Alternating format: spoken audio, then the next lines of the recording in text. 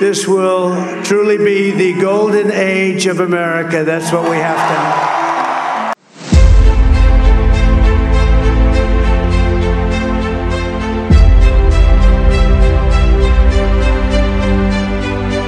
Muraho ubu Donald Trump n'inshuti ze barabyina kamucerenge mu kanyamuneza nka kakimenyi wa mbere w'igisaka yumvise inkuru nziza iturutse Rwanda kwa Ruganzu wa mbere Bwimba hamwe na nyirarume Nurukumbi na nyina wa Bwimba Umugabekazi Nyakanga bamumenyesha ko bemeye kumuha umukobwa wabo Robwa ngo amubere umugore. Uko ni nako Donald Trump abyina intsinzi kuko abanyamerika bamushingiye igihugu mu birori mwumvise byacyujwe ku itariki ya 5 z'uku kwa 11 ari nayo mpamvu kuri ubu abaperezida b'isi yose batangiye gukora imyitozo yitwa gushikanuzanya amaboko mu gihe bitegura guhura nawe kuko uyu Trump iyo bahuye mu gusuhuzanya arabakweshemura kumwe baba baramukanya ibiganza wakabazunguza ukuboko nk'ushaka kukujoboramo ku buryo abenshi bagiye basebera imbere ye nyuma yo kubashikanuza akababaza ati shaka numva nta gatege mu maboko yawe ubwo uyobora abaturage ute. Ibyo rero nibyo abakomeye bageraho bahurira twe tukabibonera ku birahure bya televiziyo. Kuba Donald Trump yaratsinze izo ni inyungu ze n'inshuti ze bazabona ko kanya naho ubundi twebwe ntibyaduciriye umwenda murabyibuka ko tutigeze tunabigarukaho mu biganiro nk'ibi. Nyamara ariko siko bimeze politike ya Amerika n'ubutegetsi bwa Amerika busobanuriye byose muri politike yose y'isi. Noneho byagera ku bihugu bya Afrika amatora ya Amerika twese tuba tuyategerezanyije ubwuzu kuko ushatse no guharanira ubwami bw'ijuru nk'uko tubibwirwa ukareka kubeshya ni wabura kuvuga ko president wa Amerika ashobora kuba ari na president wawe mu buryo wakwishimira waba ubizi cyangwa utabizi. Ibya benshi turabizi ko leta z'ubumwe za Amerika ari umuyobozi w'ibihugu byinshi bya Afrika. Ndabeshya se? Niba bimeze bityo rero mushatse mwakwicara nkababwira icyo tumaze iminsi duhugiyeho. Bamwe nabonye mwaraje no muri commentaire mukibazaho twari duhugiye. Ese kugaruka ku butegetsi kwa Donald Trump bisobanuye iki muri politike n'ubukungu bwa Afrika? Ni izihe nyungu nibihe bihombo twese tuzabigiramo? Ushobora kwikangura mutumenye ko kuri aba perezida benshi ba Afrika barirayo kwarika kuko hari za miliyari leta z'umwe za Amerika zari zarabijeje ndetse zanababariye bamwe ngo bamaze no kwikopesha di. Ariko Donald Trump we yavuze ko batanditse mu ndangamuntu ye ubwo no gushakira handi. Naho iby'amabuye y'agaciro ya 3Ts bizwi neza ko nta kabuza Donald Trump, Elon Musk, igihugu cy'u Rwanda, Uganda na Repubulika ya Demokarasi ya Kongo abo bose bagomba kubanza kwicazwa ku meza amwe ibyayo bigakemuka. Bigakemuka se ni ibiki? Ubwo rero ibyo bikatugeza mu bya AGOA. Hari kandi n'imishinga ya Bill Clinton na Bill Gates iri mu Rwanda no muri Tanzania ishobora no guhombywa no kuza kwa Trump. Iyo turayisobanuza Clinton Foundation ndetse na Bill Melinda Gates Foundation. Ubwo nyine nta kundi Papa Primo na Papa De Castes wa musangira ngendo wanjye iki nicyo kibazo tumaze iminsi turi kugambanira kugira ngo tuzabibasangize. Ngaho rero amafufu n'amafaranga bibafubike maze tuze tubifubukure Banyafurika mwe. Ese ufite imbogamizi zo kugenda? Ufite imbogamizi mu kubona? Ese hari waba ufite imbogamizi z'uruhu? Ese waba ufite imbogamizi mu kumva no kuvuga? Ese waba ufite imbogamizi mu kugenda, mu mitekerereze, mu kumva, mu kuvuga? Ese waba ufite imbogamizi mu kubona? Ubu leta y'u Rwanda irimo gukora ikusanyamakuru ku bantu bafite izo mbogamizi zishobora kuvamo ubumuga. Niba utaragerwaho n'abakusanyamakuru egera ubuyobozi bw'akagari. Wowe kandi uzi umuryango urimo abantu bafite izi mbogamizi wiceceka, bibutse, bamenyeshe cyangwa se ubwire ubuyobozi bukwegereye. Nitwa Mugisha Jacques, mfite ubumuga bwo kutabona, nize kaminuza, ubu mfite akazi. Agaciro k'iri kusanyamakuru nuko zafasha leta gushyira mu igenamigambi ingamba zikemura ibibazo abantu bafite ubumuga bahura nabyo mu Rwanda. Baruzi wawe nanjye naribaruje. Njyewe naribaruje. Njyewe naribaruje. Njyewe naribaruje. Njyewe naribaruje. Njyewe narabaruwe.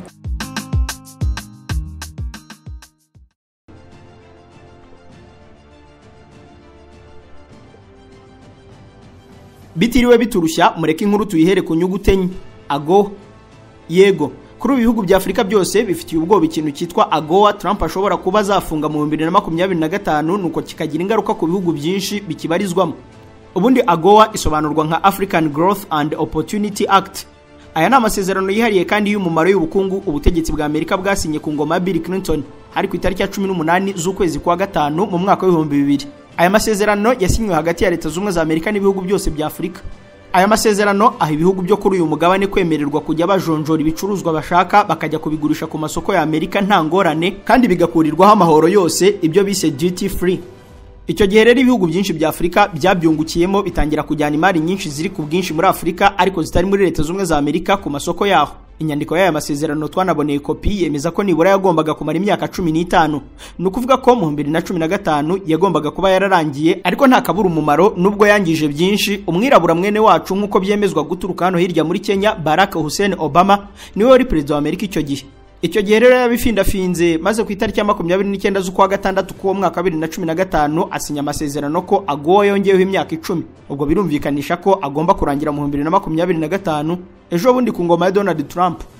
Nkuko Donald Trump yagiye abivuga rero, ngo ikintu cyose kinjira muri Leta Zunze Ubumwe za Amerika kidasoze cyangwa ngo kinjiza amahoro aho cyaba kiva hose, niyo cyaba kiva mu bihugu byanywanye byo guhuza amaraso na Leta Zunze Ubumwe za Amerika, ibyo ngo ntago azabibarizwamo we.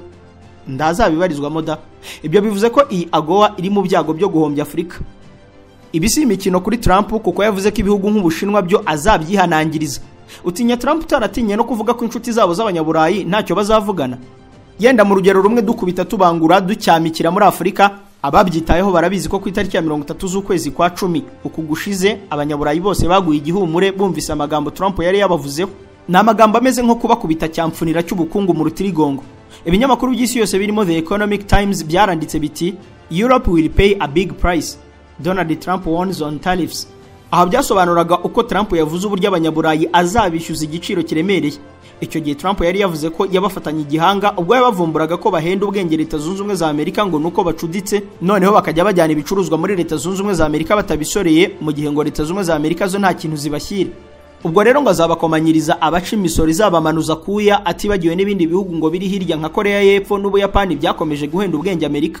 Icyo gihe rwose yagize ati ntabwo ari Ubushinwa gusa, buri wese aratunyunyuza, ariko ibyo byose tuzabihindura. Ndabarahiye tuzahindura byinshi duhereye kuvugurura amasezerano y'ubukungu dufitanye na Korea y'Epfo n'Ubuyapani. Tuzakwenshemura kandi n'ay'ubumwe bw'Uburayi. Reka mbabwire ubumwe bw'Uburayi bwizanisha iby'akarimi keza, turiya duhugu duto two mu Burayi twishyize hamwe n'uduhugu tw'utugome. Dore ntidushobora kwakira imodoka zacu, ntibafata umusaruro w'ubuhinzi, kandi bo bagurisha za miliyoni na miliyoni z'amamodoka muri Leta Zunze Ubumwe za Amerika. Oya, ntibishoboka.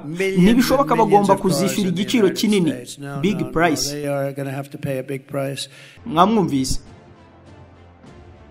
ibyo Trump yavugaga ushobora kugira ngo ni imikino. Hoya, abacuruzi n'abashoramari ku isi babizi neza ko ashobora kwibeshya mu zindi politike, ariko muri politike z'ubukungu byo imikino ye igerwa hafi ku busa. Ahubwo ku munsi wakurikiye itorwa rya Donald Trump, abakurikirana hafi by'ubukungu bw'Uburayi bahise babona ko bya bintu bikomeye, kuko nk'ibicuruzwa by'imodoka yari yikomye muri kuriya kwezi byahise bihungabana mu Burayi.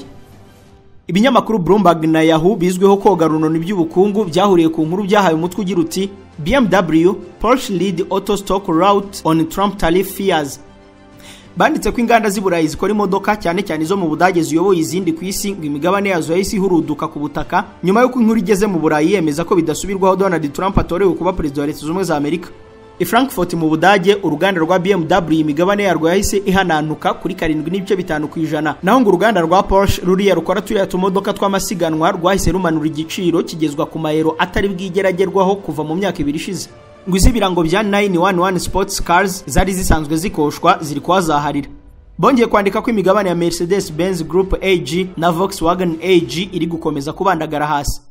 Uwacukumbuye iyi nkuru Bwana William Wilkes yemeje ko imodoka nka Audi, Lamborghini na Bentley za Mercedes uwo munsi imigabane yazo yamanutseho 6.55%, kandi ngo ubwo Trump yavugaga ko azikomeza imodoka z'abanyaburayi, ako kanya nabwo zari zamanutseho 5.5%. Ibyo bivuze ko ibihugu byose cyane cyane bifite ubukungu bufite aho buhurira n'inyungu za Amerika kuri ubu biri gutitira byibazaho birabandwa byerekeza. Ubwo kuri AGOA yo rero ishingiye ku gisa n'impuhwe za Leta Zunze Ubumwe za Amerika, abenshi batangiye kwihanagura. Ariko umenye ko n'ubundi hari benshi bafataga AGOA nk'igikoresha Amerika yakangishaga ibihugu bya Afurika, kuko igihugu cyose cyasaga nkaho gishatse kwitsamura, Amerika ikabyumva, ako kanya yahitaga ikibwira ko igikuye muri AGOA yabo. Nk'ubwo mu 2016 Burundi babukuye muri AGOA bavuga ko nkuru nziza bamutumyeho ngo arekane n'ibyo kwiyongeza manda akabyanga. Ubwo rero mumenye ko ubukene buvugwa mu Burundi kuri ubu ntibubura guhuzwa n'ibi bihano, dore ko iyo Amerika igufatiye ibihano ihita inagushumuriza n'ibindi bihugu byose bacuditse. Burkina Faso nayo mu 2023 batumye kuri Traoré bamubwira ko kurega gatuza ke batabishaka, nuko umusore arinangira bahita bamukura muri AGOA yabo ako kanya. Mu 2018 u Rwanda narwo rwagize ibihe bibi bihangana na Donald Trump, ariko bo nta kindi bapfuye kitari ubukungu n'inyungu zibushamikiyeho, bituma basubikira bimwe mu bicuruzwa turaza gusuzuma nitugera ku mubano we n'u Rwanda by'umwihariko, dore ko turanawitsaho. Igihugu cya Uganda nacyo kuva ku itariki ya mbere z'ukwezi kwa mbere muri uyu mwaka leta ya Joe Biden ngo yagize agahinda ubwo yumvaga Museveni atinyuka akabuza abashaka kwitinganira kubikora, nuko ako kanya nayo bahita bayihubuza muri AGOA kubera gukumira iby'abatingana gusa. Ibi nabyo nitugera ku mwihariko wa Amerika n'ibihugu byo muri East African Community turaza kubisuzuma. Igihugu cya Zimbabwe cyo ntikigeze kinakandagira muri AGOA kuko yatangiye Robert Mugabe atavuga rumwe nabo mu burengerazuba. N'ibindi bihugu nka Niger, Mali, Guinea Equatoriale kwa wa mugabo ndi kumva ngo niba ritazari nabonye ari guca ibintu muri fone zanyu. Kimwe n'ibindi bihugu byose bitumvise rumwe na Amerika, igihano cya mbere cyabaye kubanyuzaho akanyafu nk'aka mu bukungu.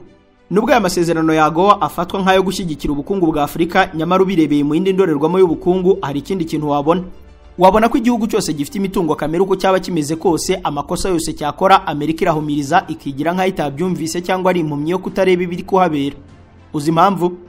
Nuko 90% by'ibyo Afurika icuruza ku buntu muri Amerika ari imitungo kamere irimo amabuye y'agaciro n'ibindi undi wese atakwibuza. Nk'ubwo amakosa yose Dr. Pombe John Joseph Magufuli yabakoreye akanabahombereza inyungu, iyo aba ari nk'ikindi gihugu byari kuba ibindi.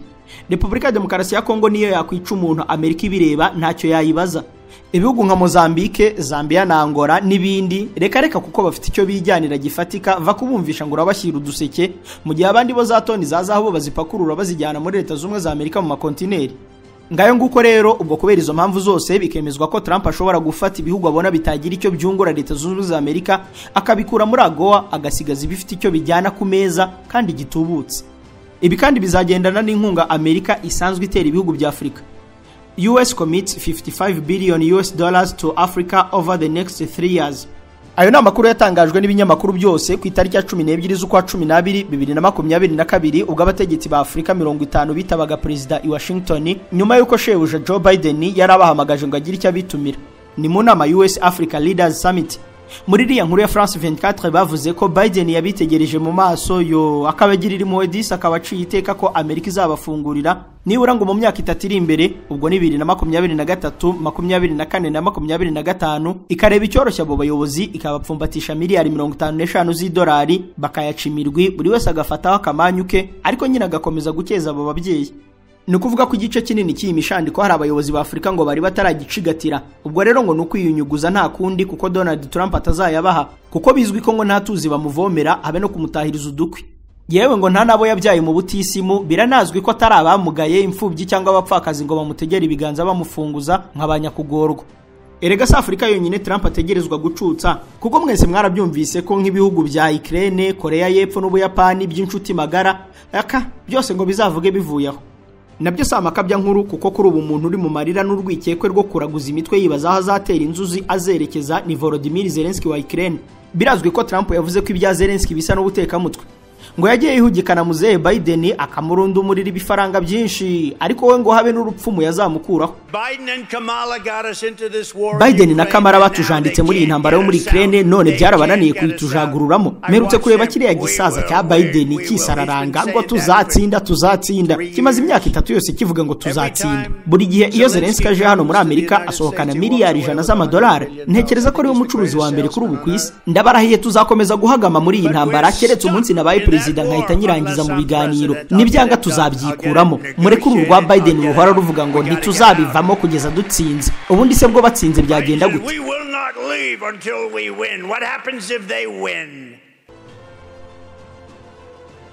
Ubwo niba Trump yemera no kwihekura umwana babyaye ari we Ukraine, Korea y'Epfo n'Ubuyapani utekereza ko Afurika azayigirira izemuwe? Muribuka ko ubushize bamubujije kutita Afurika umwanda nyuma yo kuvuga ko ibihugu bimwe byaha abyitegereza akabona ari ibya benshi batanasubiramo nubwo yenda bitari kure y'ukuri ariko nyine ni ikimenyetso kwigaruka rye rigiye gukomanyiriza byinshi mu bihugu bya Afurika. Nyamara nimwirengagize ko we ikibazo azakigirana n'ahari inyungu z'ubukungu naho ibindi nk'uburenganzira bwa muntu ngo ibihugu byanza batingana n'ibisa nk'ibyo ibyo birazwi ko batabibarizwamo keretse hari inkuru iganisha ku idolari gusa. Kubera iyo mpamvu kuri ubu igihugu kiri kubyinira ku rukoma ni Uganda. Reka ibyo bite bitwerekeza i Kampala di. Museveni n'ubutegetsi bwe bari baremerewe n'ibihano Amerika yabashyiriyeho kubera ibyo kwikoma ibyo batingana. Ibyo byatumye abayobozi benshi ba Uganda barimo n'abashinga amategeko bakomanyirizwa mu byo kuzigera babunza karenge muri Amerika. Naho imitungo yabo bari baribye bakajya kuyipfurika muri Amerika n'Ubwongereza ihita ibarurwa ku bandi. Rero biteganyijwe ko ibyo bihano bizakurwaho kuko bizwi neza ko Trump ibyo by'abatingana atabiha agaciro kandi ntabishingireho politike ze. Ibi ntibyabamo kwibeshya kuko perezida w'inteko ishinga amategeko ya Uganda umutwe w'abadepite ejo bundi yishongoye kuri bagenzi be rwose akina ku mubyimba batavuga rumwe n'ishyaka rya NRM ababwira ko uko batogota kose noneho nta numwe ukimushyiguye mu ntebe ye. Uyu mubyeyi ntiyatinye no kubakorogoshora ko n'ibihano yari yarashyiriweho kuva Trump yatsinze ubwo ngo byahwaniyemo mutagira ngo ni bimwe byanjye byo gutera ubusa umva uko abyivugira. When we are debating in this house, let's debate with the logic. Niba turi kujya impaka muri iyi nteko tujya impaka dukoresheje inyurabwenge tudakoresha ibya politiki kandi ndagira ngo mbamenyeshe mwabashinga amategeko mwe ko noneho nta byiterabwoba habe namba nta na gake nta terabwoba ryankuraho ndi ndakomeza njye nisekera mba nyega. Noneho rero Trump yatsinze ubu n'ibihano byagiye nka nyomberi.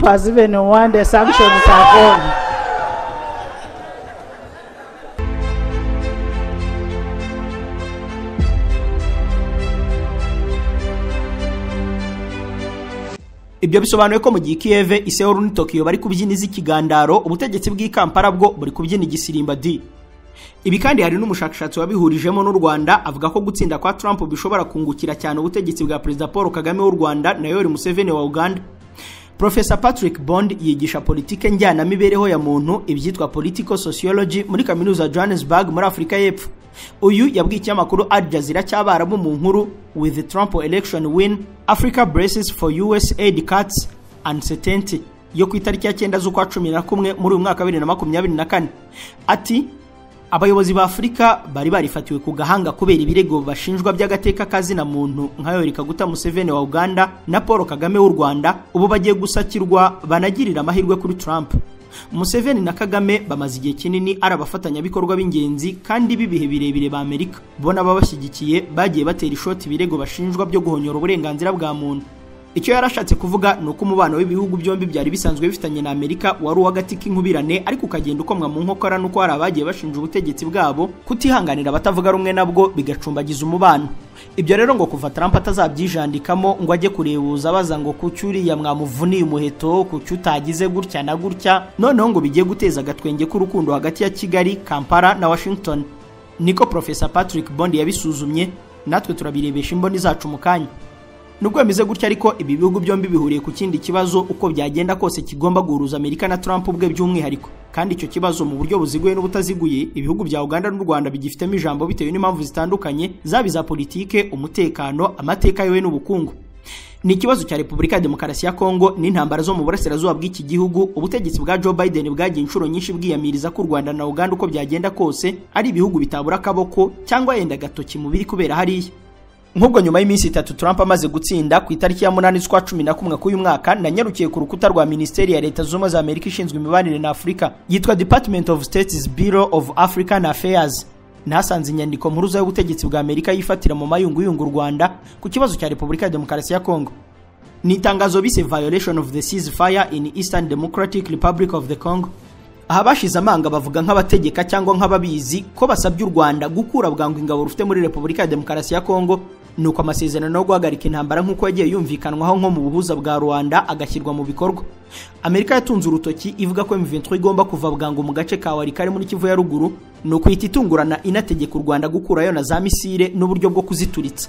Mu magambo yabo twanze no gusemura baranditse bati we retaliate our long-standing call for Rwanda to immediately withdraw all Rwanda Defense Force personnel and equipment from the DRC, including its surface-to-air missile systems, and to cease GPS disruptions. Kurundi ruhande banasabye ubutegetsi bwa Kinshasa nabwo guhagarika nta mananizi byo gukorana na FDLR ndetse bakanayihagarika maze amahoro azira amahane no guhohoterana cyangwa guhombyana bigahagarikwa nk'uko byemeranyijweho imbere ya Perezida wa Angola Bwana Joao Lourenço. Niko banditse. Ntabwo ari u Rwanda gusa ngo yenda Museveni wakomeje kwiraza Nyanza nkaho atazi nabusi bibera muri Repubulika ya Demokarasi ya Kongo ngo abure kubijandikwamo. Dore uko bimeze.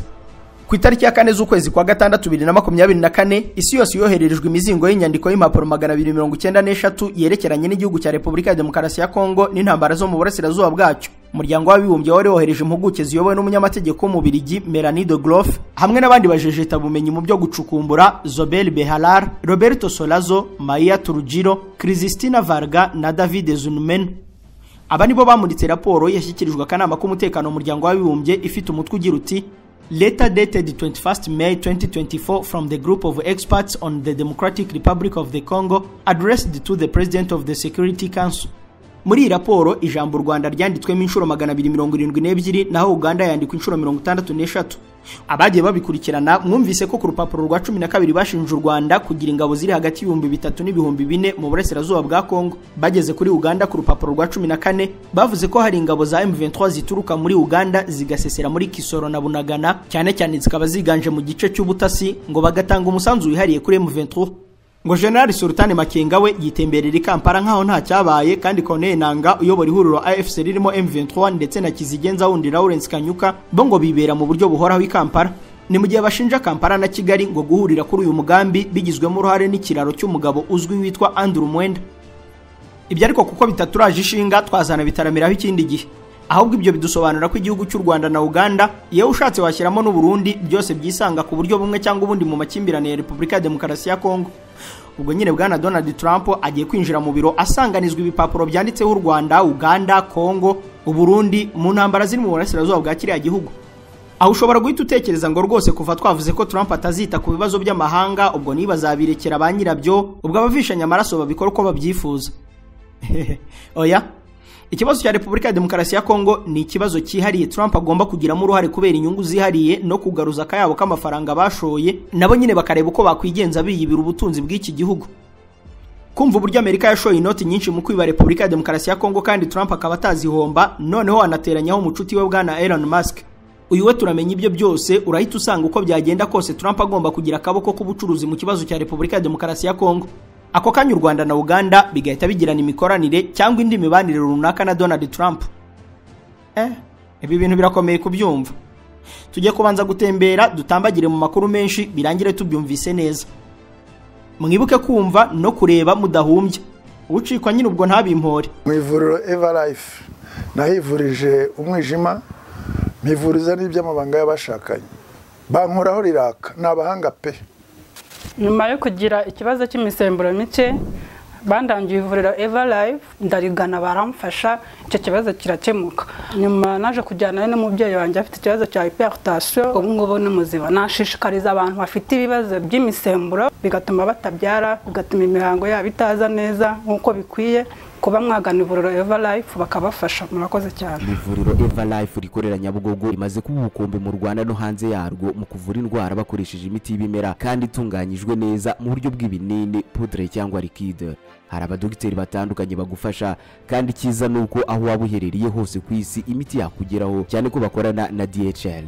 Mu ndwara bavura twavugamo nk'iz'imyororokere zose, kurangiza vuba no kubura ubushake, indwara zifata abadamu zose, igwingira ry'igitsina, indwara nk'umwijima, diabete, amara, igifu, asima. Abifuza kuva ku biyobyabwenge nabo barabafasha. Ku bindi bisobanuro wahamagara cyangwa ukandikira muganga. Everlife, icyizere cy'ubuzima. Iyo ugiye ku rubuga rw'ubumwe bw'uburayi rwitwa European Commission uhasanga inyandiko y'akataraboneka bise Connecting the Democratic Republic of the Congo, Zambia and Angola to Global Markets through the Lobito Corridor. Aha bavuga ko ku buntu rwose ubumwe bw'uburayi n'igihugu cya Amerika bemeye kuva mu ntangiriro za 2023 gufasha ibihugu birimo Repubulika ya Demokarasi ya Kongo, Zambia na Angola kugera ku isoko mpuzamahanga ryo muri Amerika n'Uburayi mu buryo bworoshye, babubakira icyo bise umuyoboro wa Lobito Corridor. Kugeza ubu Amerika yashoyemo nibura miliyari 22 z'idolari kugira ngo nibura uvugururwe ahandi wongerwe naho utaragera uhagere neza. Aho banze bibaze ngo Lobito Corridor ni umuyoboro uvaho ukagera gute kandi kubera iki? Ivanhoe Mines, United States announced support for development of Lobito Atlantic Railway Corridor at the 2023 G7 Summit. Ayo ni amagambo yanditswe ku itariki ya 24 z'ukwa gatanu kwa 2023 n'ikigo karahabutaka gifatwa nk'umuranga mukuru mu bijyanye n'amabuye y'agaciro n'imitungo kamere yo muri Afurika cyitwa Junior Miners Network. Iki kigo cyemeje ko Amerika mu gushora muri Lobito Corridor bigiye kongera kubona uburyo imitungo kamere ya Kongo igiye kugigezwa ku isoko mu buryo nk'ubw'umunyuzo, kuko ngo umuhanda wa gari ya moshi usanzwe uva mu gace ka Lobito ahari muri Angola ku mwaro w'inyanja Atlantique iteganye na Amerika, ruguru yayo hakaba abanyaburayi, noneho ngo ugomba kugenda ukagezwa mu gace ka Kolwezi ho muri Repubulika ya Demokarasi ya Kongo ubanje kurenganyamo igihugu cya Zambia. Iyo ubaririje aho Kolwezi iherereye uhita uvumbura ikintu gikomeye. Iyi Kolwezi ni wo mujyi munini n'umurwa mukuru w'intara y'amajyepfo ashyira uburasirazuba bwa Kongo yitwa Lualaba. tutaribagirwa akantu k'ingenzi muri aka gace ka Kolwezi no habarizwa ikirombe ka Butindi cyitwa Musonoi Mine. Abaza amateka y'imari ya Repubulika ya Demokarasi ya Kongo banditse ko kuva mu 1940 kugeza none iki kirombe kigicukurwamo iby'agaciro birimo cobalt icurwamo za bateri z'amatelefone, ikanakurwamo moteri z'ibibunda bya rocket.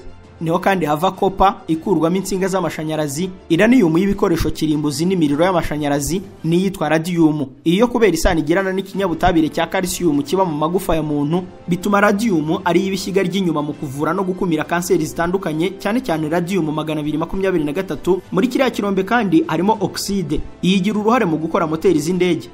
Aho banze umenye ko ikirombe cyo muri aka gace cyitwa Kamoto Mine aricyo cya mbere ku isi ya rurema kivamo cobalt. Iki gikurikirwa n'icyitwa Tirwezembe nayo iri muri aka gace. Ariko ubwo koko iki kirombe cyangwa aka gace kavamo izimari, bantu banjye, ni gute koko abantu bataharwanira? Inyungu za Amerika tutavuze rero muri ibi byose kandi bigahita ako kanya bihuzwa na Trump ugiye kuyobora Amerika, twazumva gutya. Turetse izo mari ziri muri Kolwezi, wamenya ko hari ikibuga cy'indege cya Kolwezi Airport. Iki nicyo cyambu cyambutse imari yose iva muri Kongo, cyane cyane mu burasirazuba bwa Kongo. Si ibyo gusa kuko hari umuhanda wa gari ya moshi uva kuri iki kibuga ukagera mu mujyi witwaga Elizabethville, Mobutu Sese Seko akaza kwita Lubumbashi. Ukamenya ko uyu ari wo mujyi wa kabiri munini muri Repubulika ya Demokarasi ya Kongo kandi ukaba umurwa mukuru w'intara ya Katanga. Iyo murayiza amabuye y'agaciro yirunzemo uzayaperereze mu kiganiro twakoze tuvuga ku mitungo kamere naho iherereye hose muri Repubulika ya Demokarasi ya Kongo. Muri Kolwezi kandi hari umuhanda mugari urenganya intara ya Lomami na Tanganyika ugahita uhinguka mu burasirazuba bwa Repubulika ya Demokarasi ya Kongo mu ntara za Kivu y'Epfo n'iya Ruguru ndetse na Ituri. Aho rero naho ni mu rugo w'imitungo kamere. Uko byagenda kose rero Amerika, Trump n'abagaragu be bagiye gukenera aho hantu kubera impamvu twanasobanura neza, ariko ukamenya ko bizahita bihindura byinshi mu ntambara zihabera. Mwigeze mwumva amakuru nk'ayara? Mu magambo make, Elon Musk nibugaruye Donald Trump ku butegetsi. Trump iyo atagira Elon Musk ku mpande ze ntiyari kwibuka kwiyunga n'umuntu witwa J.D. Vance uzaba mwungirije. Uwo musangirangendo yitwa Yves Nkuyumurugi. Ibyo avuga nta kubishidikanyaho, Elon Musk niwe wafashije umujejeta amadolari mugenzi we Trump kugera ku butegetsi ku buryo rwose ababikurikiranye nk'ikirangirire mu bucukumbuzi, akaba n'inshuti y'aba bombi Joe Rogan. Kuri barahamya ko burya bwose Elon Musk isi news cyahise cyandika inkuru Elon Musk could be the biggest winner of a second Trump term. Ahakemezaga ko Musk ari we muntu uzungukira kurusha abandi bose ku isi mu nsinzi ya Trump. Mu byazunguka cyane rero nkuko tumaze kubibona harimo n'imari akeneye cyane irunze muri Repubulika ya Demokarasi ya Kongo, cyane cyane muri ziriya ntara zose twarondoye. Uyu kandi ni umushinga maranye igihe biturutse kuri kampani ye yitwa Tesla ikora imodoka zitwarwa na bateri z'amashanyarazi. Abafite ubwonko bukorera ku muvuduko wa 5G muribuka ko twabonye ko cobalt ari icurwamo bateri. Aho banze umenye ko nibura 3 bya 4 bya cobalt iri muri iyi si dutuye irunze mu ntara za Kolwezi muri Lualaba na Katanga, ahantu twabonye ko kuva mu 2023 Amerika yashoye miliyari 22 z'idolari kugira ngo nyine hagezwe wa muhanda wa gari ya moshi uzajya ugera ku nyanja Atlantique. Hari ikinyamakuru cyanditse inkuru iri mu zanryoheye bitewe n'umutwe wayo ugira uti Tesla yicishije inyoni 3 ibuye ry'abanyekongo. Tesla kills 3 birds with 1 Congolese stone.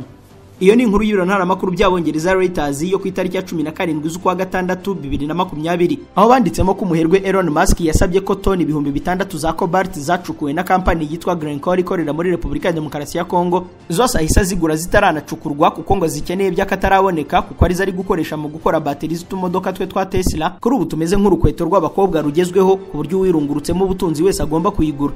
Ibi bivuze iki rero? Niba Amerika yarashoye miliyari zirenga 20 z'amadolari kugira ngo igere harunze iriya mari byoroshye, murumva Trump azemera ko yahomba reka kwivanga mu kibazo cya Kongo? Okay.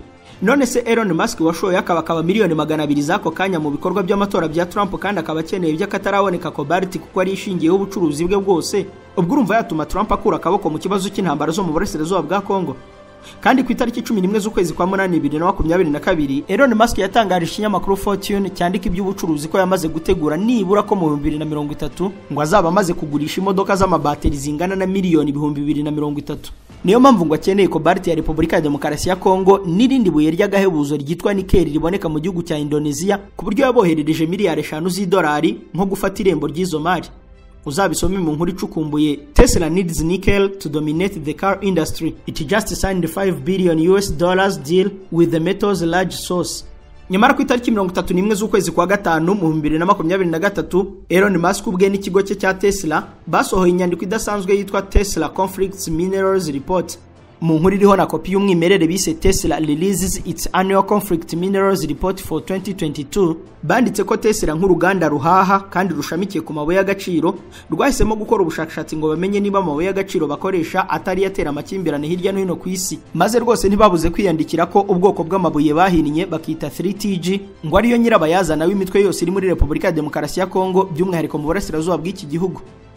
Kuba tabizi 3TG ni amabuye y'agahebuzo kuri banagezweho cyane nk'inyamaswa yitwa Warthog.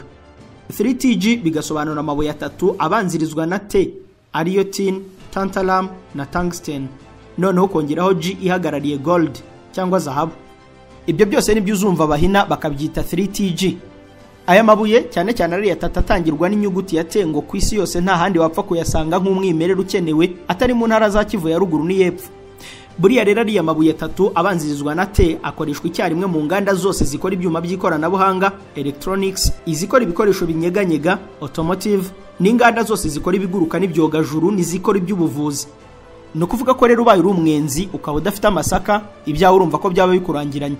Rero inganda zose zibarizwa mu bika twavuze zifuza gukora ibikoresho bigezweho zose ziri gukenera tin, tantalum na tungsten ku bwinshi.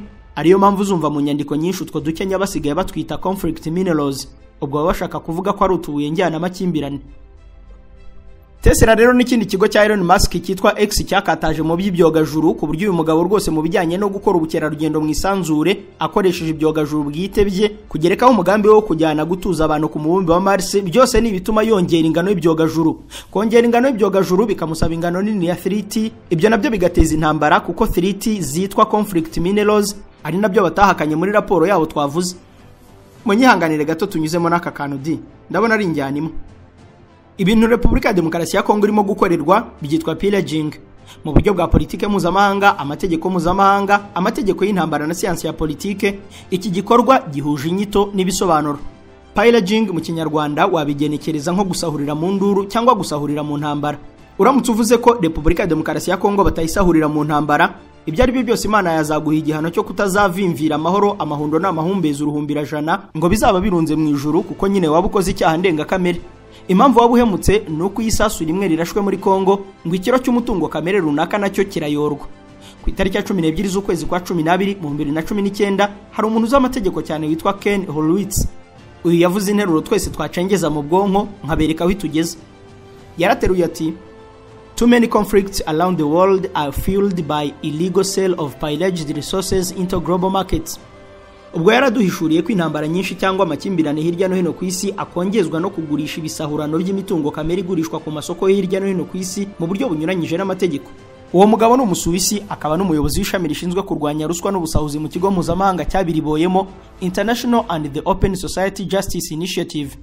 Mwibutse ko uyu mugabo ari we wiziritse ku bifi binini byose ku isi byagiye bijagurura ubutunzi muri Repubulika ya Demokarasi ya Kongo kuva mu 1997 ku buryo uramutse urebye urutonde rw'abagabo bari mu nyandiko z'uyu muryango wahita ugwa mu gihumure. Wagwa mu gihumure kuko bahera ku bakomeye bo mu bihugu bya Afurika y'Uburasirazuba bagakomereza mu bihugu by'ibirega gatuza nka Amerika, Ubwongereza ndetse n'ikigo Tesla nacyo kisanga kuri uru rutonde. Niyo mpamvu nyuma y'imyaka 3 Ken Horowitz avuze ari amagambo aribwo Tesla yasohoye iriya raporo yemera ko koko ibyo ari byo, ariko isaba n'imbabazi yemeza ko igiye kwisubiraho. Muri iriya raporo ya Tesla bavuze ko bakeneye izimari ariko bitanyuze mu makimbirane n'intambara, ngo barifuza ko intambara zose zishingiye kuri iyi mitungo kamere zarangira, noneho hakabaho gusinya amasezerano aciye mu mucyo, hagacukurwa amabuye mu buryo bwagenwe bugiye ku murongo kandi butarenga ku burenganzira bwa muntu. Ibyo bisobanuye ko ubutegetsi bwa Donald Trump afatanyije na Elon Musk wamufashije kugaruka ku butegetsi kandi bakaba bakeneye imari yo muri Kongo bashobora guhindura imivuno y'intambara zo mu burasirazuba bwa Repubulika ya Demokarasi ya Kongo, bagasaba byako kanya ko amakimbirane bemeza ko anashingiye ku mabuye y'agaciro arangira, noneho akabaho guhabwa amabuye mu buryo bunyuze mu nyandiko hagati ya za guverinoma, hanyuma nyine amabuye yose akajya ajyanwa Kolwezi twigeze kubona agapakirwa gare ya moshi arenganya Zambia na Angola ku cyambu cya Lobito, nuko agahita apakirwa amata ako kanya ajyanwa n'abasare bagashya berekeza ku byambu bya New York aho Tesla yashinze icyicaro muri Brooklyn, byakwanga ubwato bugaparika ku cyambu rutura cya New Jersey, naho Elon Musk yamaze gushinga ibiro ku muhanda wa Midland Avenue ho muri cya gisagara cya Palamos. aho rero niho byasaba amasezerano mu bwumvikane bwabo bw'ibanga cyangwa ubugambanyi bw'ubukungu na politike hagati y'ibihugu byose bishinjwa kuba hari icyo bivuze mu ntambara yo mu burasirazuba bwa Kongo. Ubwo tayari u Rwanda na Uganda bikaba ibyo guhamagazwa na Trump akabisaba kuganira mu kinyabupfura nk'abagabo, nuko nyine bakarebera hamwe aho ikibazo gishingiye. Ubwo murabyumva imivinyo yenda n'amatako ya ruhaya cyangwa imirambo y'inkoko n'amafi n'imivinyo byamara gutikizwa byose bikaba byajya mu buryo ubwo intambara ikabisubitswe. Gusa ariko aho hose twanyuze mwibuke kandi muzirikane neza ko leta y'u Rwanda barambura umweko rugasimbuka ruvuga ko habe n'igikwasi cyangwa ikanya rwoherereza M23 bityo ko rutabarizwa muri Repubulika ya Demokarasi ya Kongo, dore ko nta nicyo rwaba rumarayo. Uko niko Museveni agira ati bana bangi bibereye hakurya mbiheruka hambere mu ntambara za Kongo ya mbere n'iya kabiri. Nyamara we hari ubwo umuhungu nayoboye igisirikare anyuzamo rwose akavuga ko ingabo ze zishobora kuzahombanya umuntu wese ukomeza gutugarika bavuga ikinyarwanda bari muri Kongo wadasiba kwita abavandimwe be. Ubwo rero ibyuko Donald Trump, Elon Musk, u Rwanda, Uganda na Repubulika ya Demokarasi ya Kongo ndetse n'ibindi bihugu byose bibarizwa aho muri Kongo bizakemurwa n'iyi ngoma nshya ya Donald Trump bishobora kubamo ibyo twavuze ku mpuzandengo yo hejuru, kimwe nuko byakorwa mu yandi manyanga ya politike, ariko n'ubundi ataburamo izo mpande zose twavuze. Hari ikindi kintu tutavuze ku mubano w'u Rwanda n'ingoma ya Donald Trump D. Mbere na mbere u Rwanda ruzisanga rugomba guhitamo hagati y'umubano warwo na ba Bill bombi. Bill Clinton wabaye perezida wa 42 wa Leta Zunze Ubumwe za Amerika kuva mu 1993 kugeza 2001 n'umujejeta amadolari Bill Gates cyangwa Donald Trump na Elon Musk. Iyi ngingo kwikomeye mureke tuyumve neza nayo. Uyu munsi mu Rwanda hari imbuga za internet 20 zisurwa cyane kurusha izindi. Urwo rwawe cyangwa se urw'ikigo cyawe nta rurimo ndetse nta nubwo rukubyarira umusaruro kubera kutazi Afrinovators, kompanyi ya mbere y'ikoranabuhanga y'impuguke zitanga serivisi zose z'ikoranabuhanga nko kubaka imbuga za internet, kuzicunga no kuzibyaza amafaranga. Aba n'ubitabaza usibye kukubakira urubuga rwa internet rwiza, hari n'ibindi bintu bitanu bazakorera website yawe ihita itangira kubyara umusaruro. Urubuga rwawe bazarukorera ibyitwa Search Engine Optimization cyangwa se SEO. Uku ni ugukora ku buryo website yawe izajya igaragara byoroshye kuri Google, Microsoft, Bing n'izindi mbuga shakiro. Niba ari urubuga rw'ubucuruzi, ibicuruzwa byawe bizahita bigera kuri benshi. Bazakubakira uburyo bwo kwamamaza website yawe ku mbuga nkoranyambaga kandi bagukorera ibyitwa pay per click.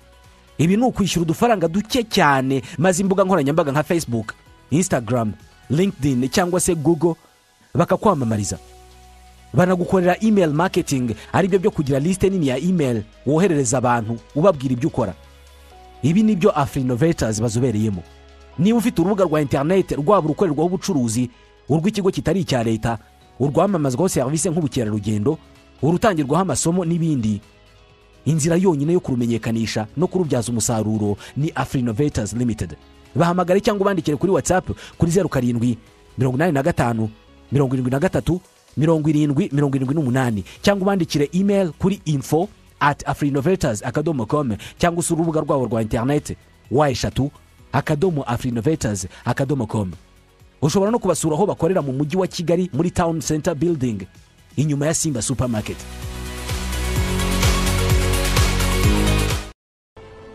Ubundi mu buryo buzwi neza, Bill Clinton ni inshuti y'akadasohoka ya leta y'u Rwanda ndetse ibyo bikagendana na za deal nyinshi zinarimo Clinton Foundation. Iyi rero yo byanyabyo mu 2015 yatangije icyitwa CDI, Clinton Development Initiative. Uyu ngo ni umushinga wo gushyigikira ubuhinzi n'ubworozi bw'u Rwanda, ariko hakaba ikindi kintu gikomeye cyane, Clinton Health Access Initiative. Uyu nawo n'undi mushinga kaganga wa Clinton uri mu Rwanda. Iyo ugiye ku rubuga rwawo bakubwira ko bambariye kuza mu Rwanda mu gufatanya mu bikorwa by'ubuzima birimo kurwanya indwara nka sida, noneho biyemeza ko nibura mu 2024 ngo bagomba kuba batsinsuye icyorezo cya hepatite C.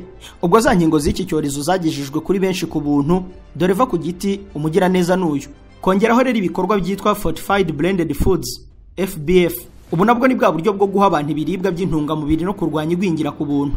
Ibi bakabyongeraho rero ko ari bo nkingi ya mwamba mu guteza imbere uburezi bw'iby'ubuvuzi mu Rwanda, bizanamo ikoranabuhanga rihambaye. Ibyo bikiyongeraho kurwanya indwara ya cervical cancer yibasira abagore, ku buryo na za nkingo zatewe abana b'abangavu mu mashuri abanza kuva mu bihe bishize, dore ubifitemo akaboko ni Bill Clinton.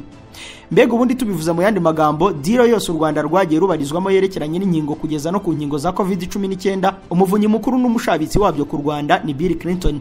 Byaba ari amahire niba byose abikorera urukundo no kugira neza nta zindi nyungu agamije. ahantu rero ahurira na bazi nawe Bill Gates nuko iyo uhengereje ku rubuga rwa Clinton Health Access Initiative bavuga ko umuterankunga mukuru wabyo ari indi foundation karahabutaka yitwa Bill and Melinda Gates Foundation. Iyi ni fondasiyo y'abagira neza aribo Bill Gates n'uwahoze ari umugore we batarashwana Melinda Gates. Murabyibuka ko banahanye gatanya. Bill and Melinda Gates Foundation nayo rero mu bushabitsi bwose bugize aho buhurira n'inkingo akaboko kabo kaba kari imbere. Ibyo kandi bigendana n'ubuhinzi. No kuvuga ko tutagiye muri byinshi, Clinton na mugenzi we Gates bose basanzwe bifitiye umubano mwiza kandi wakadasohoka na leta y'u Rwanda. Nyamara Donald Trump yangana urunuka n'umuryango wa Bill na Clinton, dore ko n'umugore wa Clinton, Madamu Hillary Clinton, bahuriye mu matora ya 2016, ikindi bakaba barizwa mu ishyaka ry'abademokrate kandi wari umurepublikani. Ibyo rero bivuze ko ushaka ko Trump atagutuka ngo agutukuze wakura mu nzira abanzi be kugira ngo muganire ibyunguka. Uko kandi niko Bill Gates yangana urunuka na Elon Musk, bose bapfa ko ari abajejeta faranga. Ariko Elon Musk yakunze kubaza Gates ati, konje nkora imodoka nkakora indege n'ibyogajuru, harya wowe niba atari ubuteka mutwe n'ubutubuzi utwo tuntu numva ngo ni Microsoft two guterateranya utubare ugatereka mu mitwe y'isi yose, harya tumaze ikisha? Ibyo kandi yanabibajije Mark Zuckerberg nyiri WhatsApp, Facebook na Instagram. Byatumye aba bombi bashyigikira bikomeye Kamala Harris mu matora ashize, ubwo nyine bakarwanya Elon Musk na Trump. Ubwo bivuze ko nabo rero batagomba kubarizwa ku meza y'ifunguro ryabo.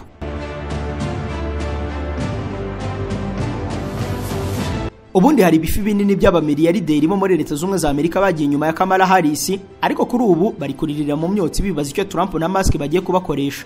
Uwa mbere ni Bill Gates wa Microsoft, uwa kabiri ni Jeff Bezos wa Amazon, uwa gatatu ni Mark Zuckerberg na Meta ye Facebook, Instagram na WhatsApp, uwa kane ni Reid Hoffman wa LinkedIn, uwa gatanu ni Reed Hastings wa Netflix, uwa gatandatu ni Mikhail Novogratz, uyu ni wa Galaxy Digital. Ku mwanya wa karindwi hari George Lucas utunganya amafilime ya Hollywood. Ku mwanya wa munani ni Mark Benioff wa Salesforce na Drew Houston washinze akanayobora Dropbox. Ku batabizi, uwo ni wo nyiri ububiko bw'amabanga yose yo kuri murandasi, kuko ni nyiri ububiko bwa cloud iri ujya wumva ukoresha ubika ibintu ku rubuga runaka.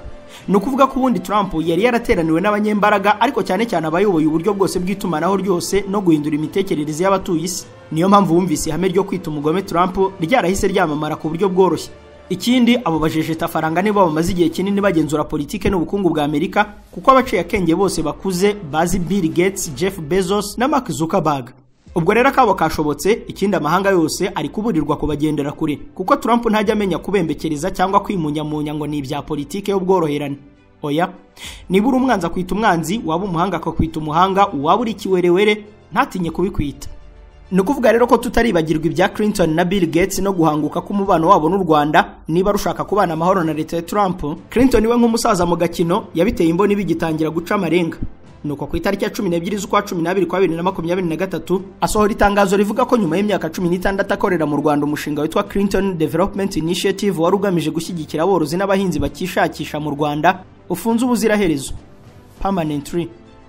Nyamara Clinton Health Access Initiative na Clinton Foundation biracyaganje atari no mu Rwanda gusa, kuko aba bombi Clinton na Bill Gates mu gihugu cy'igituranyi cya Tanzania bafatanyije n'umusangirangendo wabo Tony Blair. Mwibuka amagambo twigize kuvuga agira ati, Perezida wa Tanzania Samia Suluhu Hassan yahaye akazi Tony Blair kugira ngo amufashe guhindura ibintu bibiri. Uyu wahoze ari minisitiri w'intebe w'Abongereza yahawe akazi ko kugira neza no gusana ishusho nziza ya Tanzania ku ruhando mpuzamahanga no mu bashoramari, ndetse no kugira inama leta ya Tanzania ku ngingo y'icyorezo cya COVID-19. Ayo magambo nayasomye mu nkuru yihariye Tony Blair, Samia Suluhu Hassan's New Ally y'ikinyamakuru gifatwa nka nyogokuru w'ibindi mu kuvuga ibya Afrika cyitwa Africa Intelligence. Basobanuye ukuntu Tony Blair yitoraguriye ingoma mu gitemera agafatira na Madame Samia Suluhu akamubwira ati, Madame, ndabona ifoto ya Tanzania iri mu rwijiji, mpereza $1 nyihanagure uyibonye wese ajye yishima. Mbega ni nko kuba umukomisiyoneri uranga inzu yitwa Tanzania, ariko abonzi bose babeshya kubisha. Ubwo washaka kubimenya ukabaza abanya-Iraq niba bagusobanurira neza uwo Tony Blair wari we. Uyu rero ni inshuti ze Clinton na Bill Gates barimo barinyunyuriza Tanzania ntawo bajagata. Ubwo rero Samia Suluhu Hassan nawe azahitamo kubatumura buvumbi kugira ngo atunge, atuze kandi aturane n'ubutegetsi bushya bwa Donald Trump na Elon Musk, abasangira ngendo babiri bahuje umuco wo kutagira impuhwe mu gihe bakwibasiye. Mushuti wanjye Sam tuganira rwose we yambwiye ko Elon Musk iya kwibasiye cyangwa iya gushimagije ntaho bitaniye na Donald Trump, ngo wagira ngo bava mu ndimo. Ubwo twavuye ku Rwanda rero tutavuze amateka yihariye n'intambara rwagiranye na Leta Zunze za Amerika ubwo Donald Trump yari perezida w'icyo gihugu muri manda ye ya mbere. ubundi byatangiye mu myaka ishyira 2018 ubwo u Rwanda rwafataga umwanzuro wo guhagarika ibicuruzwa birimo imyenda ya caguwa yavaga ku bwinshi muri Leta Zunze Ubumwe za Amerika iza mu Rwanda. Leta y'u Rwanda yavuze ko igiye gutangiza uburyo bwo gukora imyambaro yarwo. Byatumye rero isoko nubwo ritari rifite icyo rivuze ku bukungu bwa Amerika ariko rihagarikwa. Nyamara kuri Donald Trump niwe wamuhombye igiceri cy'ijana aho mwahangana kugeza mukijijwe na mbuga. Donald Trump yahise arakara avuga ko atumva ukuntu u Rwanda rumuhombye bene ako kageni. Ako kanya Trump yandikiye u Rwanda na Kongere ya Amerika ateza ubwega. Avuga ko Leta y'u Rwanda nitisubiraho bitarenze iminsi 60 ngo azayereka. Ibyo rero rwose ntacyo byari bibwiye ubutegetsi bw'u Rwanda bwari bwamaze gufata icyemezo kandi ndakuka. Ibyo rero nibyakozwe maze ku itariki ya 30 z'ukwezi kwa karindwi mu 2018 u Rwanda rwagiye kubona rubona urupapuro rwanditseho ngo President Donald J. Trump upholds AGOA trade preference eligibility criteria with Rwanda. Ako kanya y'amasezerano n'imikoranire yaramaze imyaka 18 hagati y'u Rwanda na Amerika ku buryo u Rwanda rwohereza ibintu muri Amerika nta misoro. Trump yarayacishije ikaramu itukura. Ni mu gihe nibura mu mwaka wabanje 2017 u Rwanda rwo rwacuruje muri Amerika miliyari n'igice y'amanyarwanda. Ako kanya yarazimiye. Iyi nyandiko n'ubu wayibona ku biro bya Amerika bishinzwe ubucuruzi, Office of United States Trade Representative, ivuga ko ibicuruzwa mbarwa nabyo bisa n'ibikemewe muri Amerika ubwo bitaboneka ahandi. Ni nk'ubugari bwa Gitarama sha. Ubwo ngo nibyo nyine bigomba kurebwa icyoroshye. Ni mu gihe ibyerekeye ibijya ku mubiri byose banditse bati This proclamation suspends the application of duty-free treatment for all apparel products from Rwanda. Ubwo ngo nibicuruzwa byose bifite aho bihuriye n'ibyambarwa kuva ku mpu, imitako, ibitakwa n'ibindi byose birimo n'ubwoko bw'inkweto za Kinyarwanda nkuko nyine u Rwanda narwo rwari rwahagaritse caguwa yabyo nibije bigashyirirwaho imisoro iremereye. Ubwo ni bya bindi you scratch my back, I scratch your back. Ubwo kunshimye mu mugongo niko nanjye nkushimiramo. Iyo ni teori muri politike yakwitwa kebo kagiwa mugarura di. Kuri Trump rero wamuhemukira ibindi akakureka, ariko ingingo y'ubukungu mwagerana kwa Nyamuzinda ndakurahiye. Muri rusange umubano wa Amerika mu gihe izabiyobowe na Donald Trump uzashingira cyane ku bukungu ku buryo uzamuhigamira kicururiza kabone nubwo yaba ari kumara abaturage be ibyo bizabi bimureba yewe n'uwisenyera urwo atizwa umuhoro. Ni mu gihe kandi isi yose imuhanze amaso kugira ngo irebe uko azakiranura Zelensky na Putin, Iran na Israel nuko azaca imivuno y'ibibazo byose byo muri Middle East mu burasirazuba bwo hagati bifitwemo inyungu akangari na Amerika. Ikoranabuhanga rimaze gutera imbere ku buryo umunsi tuzaba dufite imodoka ziguruka nabwo hazaba hari abantu bazi kuzikanika. Hazaba hari ibigo nka Korea Automobile Training Center, ikigo cyigisha tekinike cyabiherewe uburenganzira na Rwanda TVET Board, ikigo gitanga ubumenyi buri ku rwego mpuzamahanga kandi mu gihe gito. Twigisha umuntu ibirebana na tekinike y'ibinyabiziga bigezweho kuva ku bumenyi bwo hasi kugera abaye umu engineer. Ikigo cyashyizeho uburyo bwo gutanga ubumenyi n'ubunararibonye ku binyabiziga bigezweho. Abize gukanika mu bihe byo hambere bari mu bahawe ikaze mu kwihugura ku binyabiziga bigezweho. Abarimo kwiga ubu nabo nuko. Nimuze mwihugure mugendane n'umuvuduko ikoranabuhanga muri uru rwego rigezeho. Abize muri Korea Automobile Training Center bose uko bakabaye icyo bahuriyeho ntabwo ari ubumenyi bwo ku rwego rwo hejuru gusa, ahubwo banahuriye ku kuba basigaye bikorera. Nibo batanga akazi kubiza ahandi. Abatunzi imodoka ni mutugane tubahugure ku mikorere n'imikoreshereze yazo mu gihe kitarenze isaha imwe, ubumenye byinshi ku kinyabiziga utunze. Abifuza kugura imodoka cyane cyane zifite ikoranabuhanga rigezweho ni mutugane tubagira inama y'imodoka mwagura. Niba ugiye kugura imodoka yakoze inaha nayo yituzanire tuyigusuzumire tukubwira ubuzima bwayo tunakugira inama mbere yo kwishyura. Abaguze imodoka zigezweho ni mutugane tubafashe kuzitaho no kuzibungabunga kubera ko imodoka ni imashini yakozwe ngo izamara igihe. Korea Automobile Training Center itegura ikinyabiziga cyawe kikaramba kikamara imyaka cyagenewe kumara kubera ko dukoresha imiti yabugenewe mu gukora maintenance y'imodoka yawe. Iyo uzanye imodoka yawe ifite ibibazo uyisubira nayo yabaye nshya igasubirana agaciro ku isoko. Dukorera igikondo kuri Mereze ya mbere iruhande rwo kwa Padiri. Hamagara 07 86 20 60 54. Dusatira icumbikiro. Hari kaminuza ifite ibyicaro i Paris, i Marseille, i Toulouse n'Iriyo mu Bufaransa. Yigisha gusaba abakorera impamyabumenyi za masters na PhD bonyine. Ni École de hautes études en sciences sociales. Umwe mu barimu muziranenge mu bukungu yigisha akitwa Dr. Iketi Thomas. Uyu afite uduhigo tw'ibitabo by'ubukungu byagurishijwe kurusha ibindi mu bihe bitandukanye. Kuva Trump avuye muri White House kugera ku itariki ya 22 z'ukwezi kwa gatanu mu 2022 ni imyaka ibiri Trump avuye bwa mbere muri White House. mu bushakashatsi bwe Dr Iketi Thomas yasuzumye politike z'ubukungu z'uyu mugabo azihuza na politike z'isi birangira kuri iyo tariki nari maze kubabwira asohoye igitabo kiryoshye ku bakunda urufaransa ariko banaruzi Une brève histoire de l'égalité. Ukinyujemo amaso mu mpapuro 10 zonyine zibanza usangamo umuvuno wa Trump wo guhungita ubukungu bw'isi yarawise protectionisme commercial, mu Bwongereza bikitwa trade protectionism. Iyi rero isobanura avuga ko Trump akoresha ibyitwa quota d'importation na tarif, aho rero ngo agakumira abandi bose mu bukungu abanje kuzibira ibicuruzwa byinjiriwe nibihagiye akabishyirira imisoro n'amahoro biremereye kugeza abanyirabyo babiretse. Ibi Dr Iketi Thomas atwemeje nibyo biri gutuma abahanga bose bari kwemeza ko Trump ashobora guhagarika intambara akazana amahoro kandi akamenya ibireba Amerika, ariko nanone ngo azateza intambara ikomeye ku isi y'ubukungu, guerre économique. Ni intambara igomba guhera hagati ya Amerika n'Ubushinwa, Amerika n'ubumwe bw'Uburayi, Amerika na Afrika cyangwa na Aziya. Gusa yendi iyo yagira inkomere nkeya. Nubwo bimeze bityo ariko nta nuwamenya bishobora gukomeza kugenda nkuko bimeze bikamera nkuko nabandi ba president benshi biyamamaza bakangata, ariko bamara kugera mu mifarisi ishyushye ibyo bakabifasha hasi bakavimvira ibyubahiro bicecekeye. Gusa ibyihariye kuri Trump we n'ubutegetsi agiyeho nka manda ye ya nyuma bivuze ko icyazakora cyose nta muhwe kizabarizwamo kuko atazaba yenda kuvuga ngo bashobora kwanga kongera kuntora, bivuze ko ari ukumubererekera ku buryo kuri ubu bahanga benshi bamaze gusubika politike zabo cyane cyane iz'ubukungu kugira ngo bategereze nyuma y'imyaka 4 azabanza ave mu nzira. Uretse ko kubera inyungu z'ibifi binini ari gutera icyugazi hari n'icyoba cyinshi ko Trump bashobora kumuvunira umuheto noneho bagashaka umusore uzi kuboneza neza urusasu atari Thomas Matthew Crooks wamubariye neza ari Pennsylvania, ariko yakora mu mbarutso ya AR-15 style rifle ikamutenguha akamuhongora ugutwi gusa, niba nabyo yenda bitaba birimo andi macenga nkuko abandi babyemeza, dore ko icyari na kimwe mushobora kuba byaramugejeje ku butegetsi ariko wakemeza ko kutaraswa ngo apfe ari uko ari we wahanuwe ngo azacungura abanyamerika n'abatuye isi yose. Niko abyemeza muri za politike ze z'imikwaju zigiye kujya zihora ziduha akazi buri munsi muri iyi myaka iri imbere. Amafufu n'amafaranga bibafubike.